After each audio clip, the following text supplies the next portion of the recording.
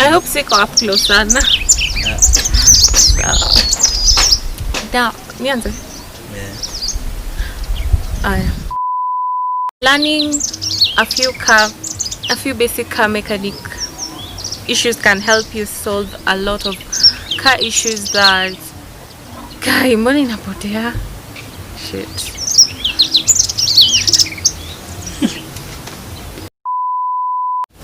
Learning basic car mechanics can help you solve a lot of minor issues that can later become major issues and cost you a lot of money when repairing your car. And who said you really have to own a car in order to learn basic mechanics? That is why I decided to learn this, and I decided to also tag you along, guys, so that we can learn together. So stay tuned, you will definitely learn something new.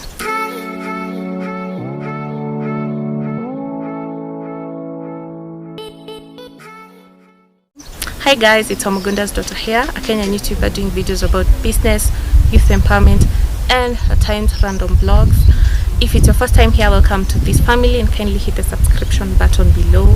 If you are a returning subscriber, thank you so much for your continued support. May you be blessed abundantly. Now, without further ado, let's get started. I guess you're back. Are you gonna tell me where you went? All the messages I sent with no reply. It's like that. You're just gonna walk into my room. I hate how you assume I'll take the pleasure and the pain, the sorrows in your brain, 'cause I know you're on the run. I'll take the pleasure and the pain, your secrets to my grave, 'cause you are the only one, 'cause you are the only one, the only one, 'cause you are the only one, the only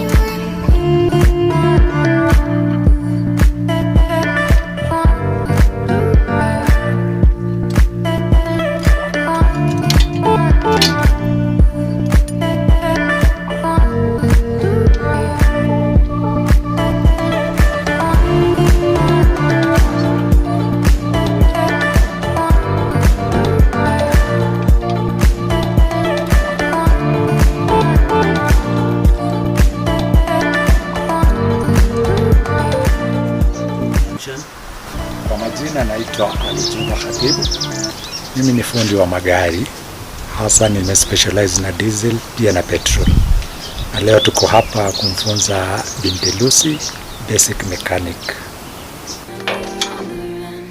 Kedi tunafunzia hapa. Na kuvuta hapa. Press. Hapo na lift.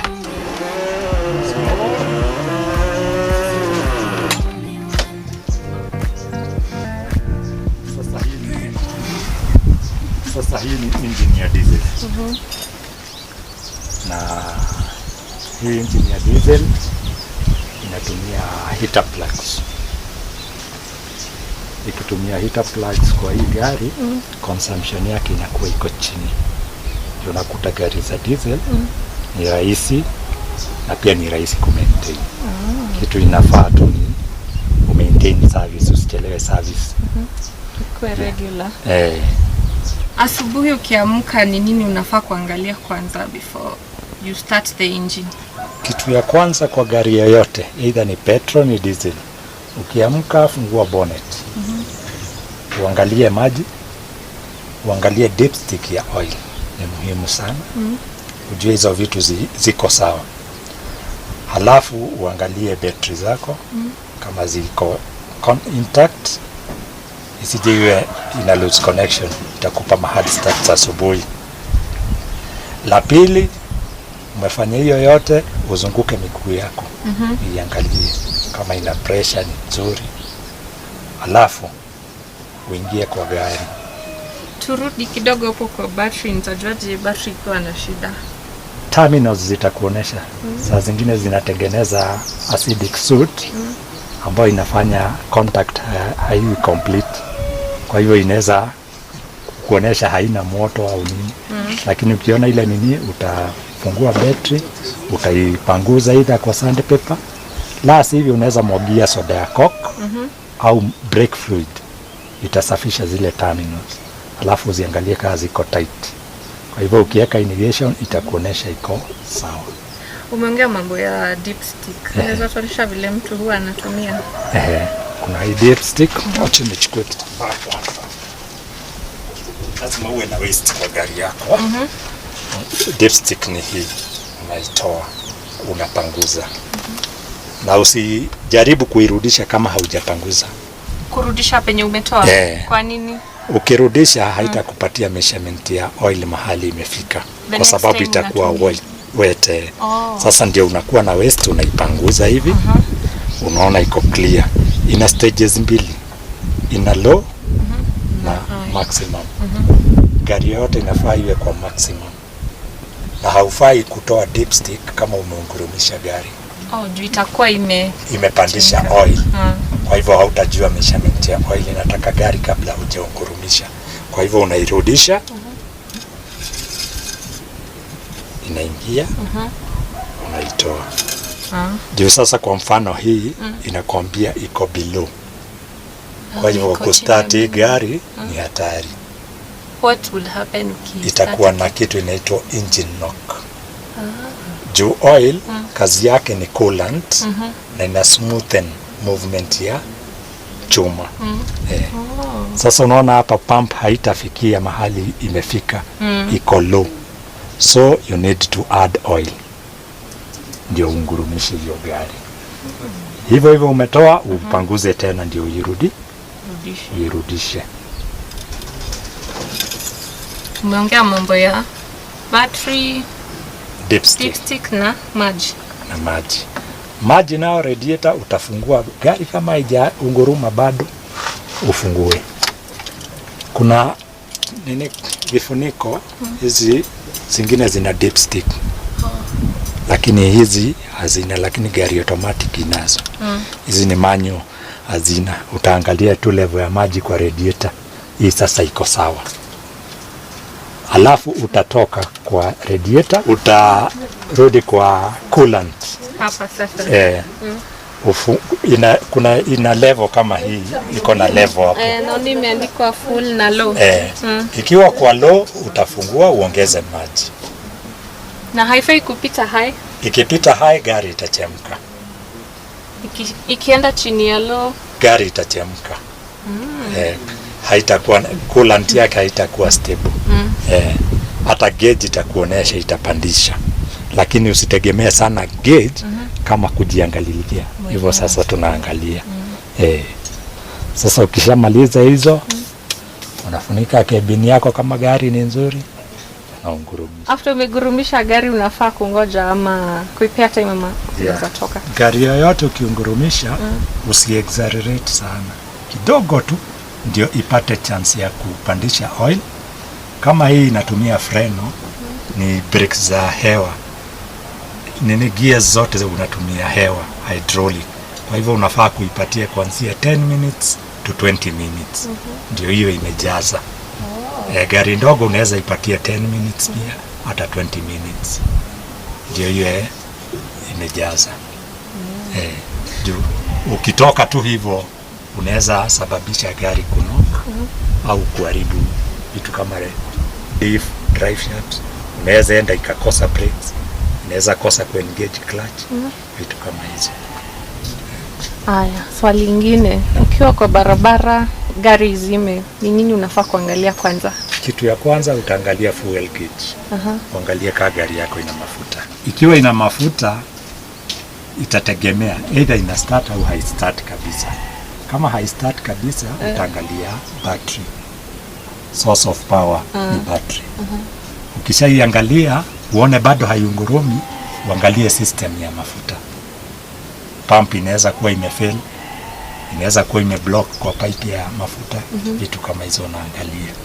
Ukiona zote zina flow, utarudi tena upande ya wiring. Inaweza kuwa kuna miss ya wire ambao short circuit au open circuit, complete ile circuit. Mashini yoyote ina language yake. Hii gari ukiwa kwa barabarani itakata mafuta, utakuta itasita Accelerate unasikia inakataa kupik. Hizo ni warning na unafaa usipuuze ukisikia kitu yote kwa gari. Haya, mambo na service unafaa kwenda after how long? Service ina depend na mileage ya gari, vile unatumia gari. Kama leo tunaweza ifanya service leo, tusafiri mpaka Mombasa. Tukifika Mombasa itabidi tufanye service nyingine ndio turudi. So inalingana na venye unatumia gari yako. Lakini kwa kawaida ikikava 1500 kilometers unafaa hiyo gari ufanye service. Na kuna type ya services. Kuna class A, kuna B, C na D. Tofauti ni nini? Class A unafanya major service ya kila kitu. Hiyo unaanzia brake linings, oil filter, air cleaners, oil, heater plugs, clutch, cables, indicators, yani unaangalia kila kitu. Class B tunapunguza. Kuna vitu hatuangalii. So ina range from class A ina take more time. D ni ile ya juju. Na kwa hii D ni nini sana sana mtu anaangaliliwa? Kwa D sana wanakubadilishia oil, plug, air cleaner. Tosha. Lakini kwa hivyo mimi huwa na advise mtu ukiwa na uwezo fanya class A na B. Hii mashini inabeba uhai ya watu. Na kitu kidogo kama indicator bulb inaweza fail ukasema gari ni nzuri na ni hatari. Inaweza sababisha life ya mtu na ni kitu ya 20 shillings. Kwa hivyo ikiwa bulb ya indicator ya left haifanyi, hiyo gari haifai kuwa barabarani. Juu chochote kiko kwa hii gari kina kisababu. Sasa ukipuuza moja utahatarisha maisha yako na ya wengine. So kama unatumia gari kienda 1500 kilometers unaenda service A or B. Hiyo ndio naweza advise mtu. Maybe ungekuwa na advice zingine unaweza pea mtu mwenye anatumia gari kila siku. Isipokuwa service, kucheck gari mara kwa mara, nini ingine? Kitu ingine muhimu ni gari yote ukiwa dereva. Leo hiyo ukija nikupe hii gari, usichukue tu ufunguo katoka naye. Lazima uhakikishe uchezeshe hiyo gari, uiangalie vitu nimekuambia kwanza ni muhimu. Alafu uchezeshe hiyo gari, ujue hizo brakes zinashikia wapi, gia zake zinaingilia wapi, clutch yake inachukulia wapi, vitu kama hizo. Ujue kama ni horns nini, mataa zina function, kila kitu iko sawa, ndio uchukue hiyo gari. Kitu ingine. Na ukiwa barabarani ujue madereva wote au users wote ni wazimu. Wewe ndio nomo. Usiseme ule ananiona. Wewe chukua precaution yako na mapema. Na usiseme ukatalia ati mkono wako. Ajali haijui mkono wa mtu. Ikibidi urudi right ndio uokoe maisha ya watu.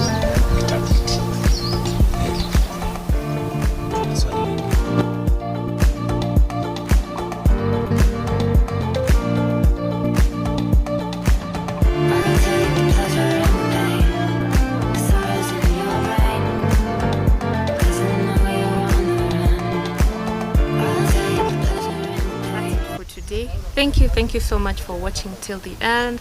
I hope you have learned something new, and until next time, bye.